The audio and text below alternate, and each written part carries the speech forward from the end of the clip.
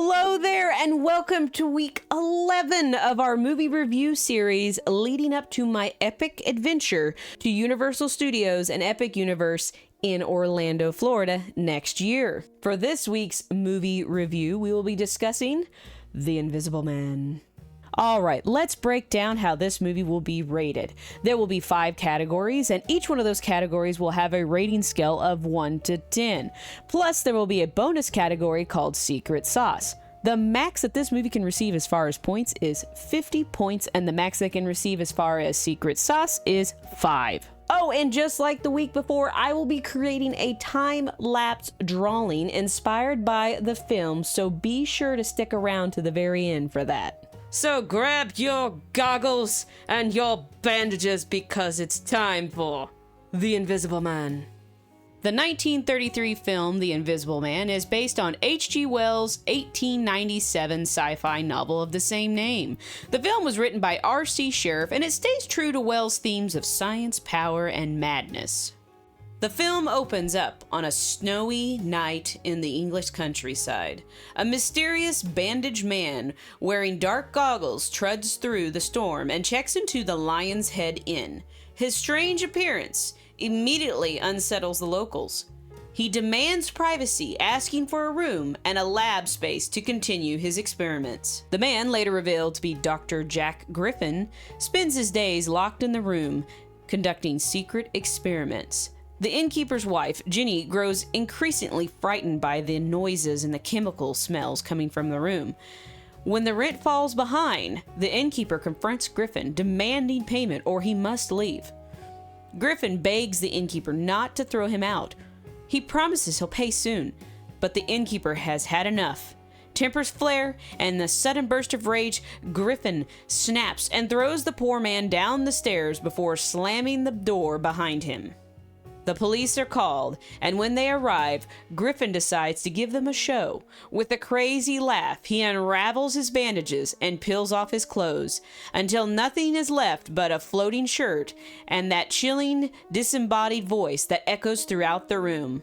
Eventually, Griffin strips down to his birthday suit and leaves the room. What follows is pure chaos. The invisible menace runs wild through the village, terrifying everyone in sight, and proves that sometimes the scariest things you can't see are the ones causing all the trouble. We cut to Griffin's fiancée, Flora Cranley, and her father, Dr. Cranley. Flora is growing worried about her fiancé's sudden disappearance. Meanwhile, Griffin's colleague, Dr. Kemp, reveals that Griffin has been experimenting with a formula called monocaine, a chemical so dangerous it's known to cause madness. It's then that they realize Griffin's mind may already be slipping into the darkness. Later that night, Griffin appears suddenly to Dr. Kemp and demands his help to continue his experiments. He insists that Kemp join him, that together they can share this incredible power of invisibility.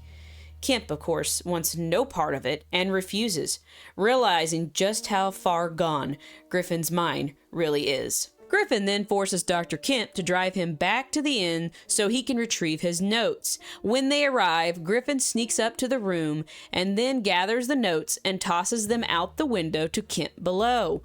While inside the pub, the villagers are holding a frantic meeting about how to catch him, only for Griffin to crash the party in true invisible fashion and take out a police officer at the same time. The two return to Kemp's house, where Griffin explains just how vulnerable he really is. Food, snow, fog, and even a little dirt could give away his position. Terrified, Kemp secretly contacts Dr. Cranley and the police, whispering that Griffin is there and growing more unstable by the minute. The police issue an alert via radio, warning everyone to be on the lookout for the Invisible Man. They urge citizens to report any strange activity or, if they feel brave enough, to try and capture him. Later that night, while hiding out at Kemp's house, Griffin is visited by his fiancée, Flora. She pleads with him to come home, insisting her father can help him. But Griffin coldly refuses, telling her no one can help now. He rants about power and wealth his discovery will bring, promising that someday he'll return to her. Their tense reunion is suddenly cut short when Griffin sees the police outside the window. Before slipping away into the night, Griffin discovers Kemp's betrayal. Seething with rage, he vows revenge, declaring, "At 10 o'clock tomorrow night, I will kill you, Kemp!" His voice echoes through the empty room, an invisible promise of terror soon to come. Here we go gathering nuts in May, nuts in May, nuts in May. Here we go gathering nuts in May on a cold and frosty morning. Whoops! The police organize a massive countryside manhunt, but hunting an invisible man proves, well, tricky. Villagers fan out along the countryside, and Griffin, meanwhile, spirals deeper into madness. His invisible reign of terror escalating as he laughs manically and tosses a man clear off a cliff just to prove he can. Griffin's rampage only grows darker, and one of his most horrifying acts, he knocks out a railway switchman, then manically redirects the tracks, sending a train full of passengers hurling off a cliff in a fiery wreck. But his madness doesn't stop there. Laughing, he robs a bank, scattering money into the streets just to watch people scramble for it. As part of the plan to trap Griffin, Kemp disguises himself as a police officer and tries to flee the town before Griffin can find him. But his plans backfire. Griffin is already hiding in the back seat. Forcing Kemp to stop, he ties him up, puts him in the car, and then puts the car in gear, sending him careening off a cliff into a fiery explosion. Griffin, exhausted and exposed to the cold, hides in a barn to rest. A farmer hears a strange noise and alerts the police. The authorities surround the barn and set it ablaze, forcing Griffin out into the open. As his footprints appear in the snow, the police open fire, finally bringing the Invisible Man's reign of terror to an end. Barely clinging to life, with Flora by his side, Griffin lies in a hospital bed, taking his final breaths. The effects of his experiment fading away, and his invisibility slowly wearing off to reveal his face as he passes away. I think what makes this adaptation of H.G. Wells' novel so great is its strong storytelling. It balances the tension and the dark humor and a sense of chaotic fun, turning a classic sci-fi concept into a truly memorable and engaging experience. And the final verdict is... When it comes to the characters in The Invisible Man, Claude Rains absolutely steals the show as Dr. Jack Griffin. It's wild to think that this was his first film debut. His voice alone carries the madness, arrogance, and desperation of a man literally losing himself. And then there's Gloria Stewart, who plays Flora, Griffin's fiancée. She brings a warmth and a heartbreak to the story. And a funny thing is, you might recognize her as the old Rose from Titanic. And then we have Henry Travers. He's the on-screen father to Flora. He brings a balance of things in a way, calmness. He's the reasonable scientist who tries to save what's left of Griffin's humanity. Then we have William Harrigan as Dr. Kemp, the unlucky colleague who finds out the hard way why you don't double-cross an invisible man. And of course, we cannot forget Una O'Connor as Jenny, the innkeeper. Her over-the-top reactions are they're just pure gold, and they add that perfect bit of dark comedy. I think what really makes this movie's characters so memorable is the acting. It's really done well. And to be honest, out of all the classic monster movies I've reviewed so far, The Invisible Man easily has the most dark humor. Its balance of menace and madness is both chilling and weirdly funny at the same time. And the final verdict is...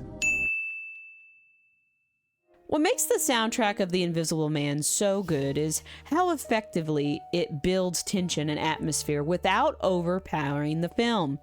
Composed by Heinz Rumheld and unaccredited at the time, the score uses dramatic orchestra cues to highlight moments of suspense, mystery, and chaos. What's really impressive is how the music balances eerie silence, then sudden bursts of sound, letting the quiet moments amplify the feeling of paranoia and fear.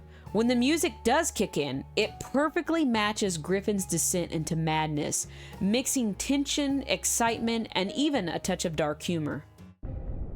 And the final verdict is. What makes the visuals of The Invisible Man so impressive is just how far ahead of its time they were. The special effects were created by John P. Fulton. They were groundbreaking for that era. To make Claude Rains invisible, they used double exposure and early green screen techniques, filming him in a black velvet suit against a black background, then layering that footage into the scene. These visual tricks made it look like objects moved on their own, doors opened by themselves, and clothes floated in midair. All practical effects done with precision and creativity. Even today, those scenes hold up because they were built on clever craftsmanship, not computer magic. And the final verdict is. When it comes to the cultural impact of The Invisible Man, they're huge.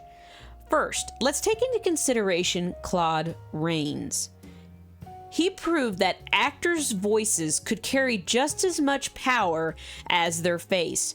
His performance helped shape how future movie villains and anti-heroes were portrayed. Charming, witty, but terrifyingly unhinged. Visually, the movie set a new bar for special effects in Hollywood.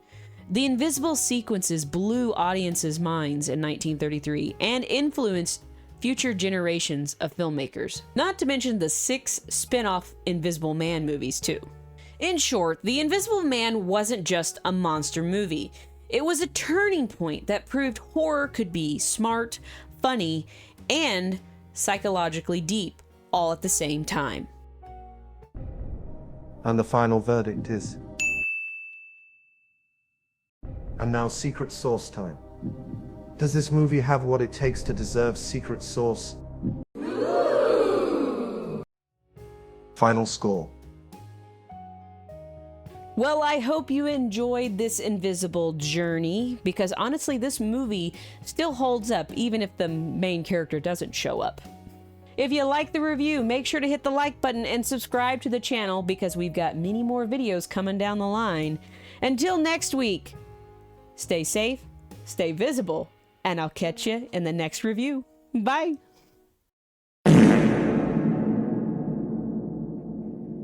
That's for you, Kai.